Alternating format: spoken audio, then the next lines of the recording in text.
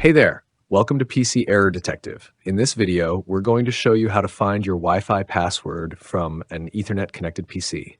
It's easier than you think, and we'll walk you through every step.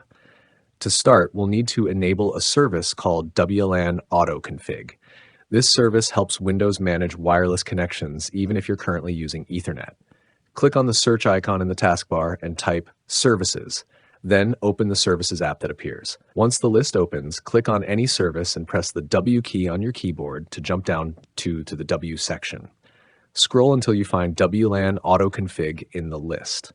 This is the service that manages wireless profiles. Double-click on WLAN autoconfig to open its properties window. Change the startup type to automatic so it always runs in the background when needed.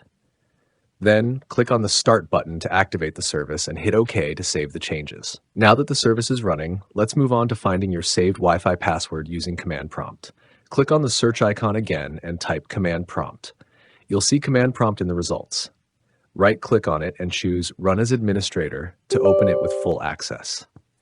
In the Command Prompt window, type NetHWLAN Show Profiles and press Enter.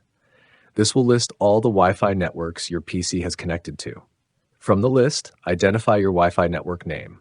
You'll need it for the next step. Now type NetHWLAN Show Profile Name equals your network name, key equals clear.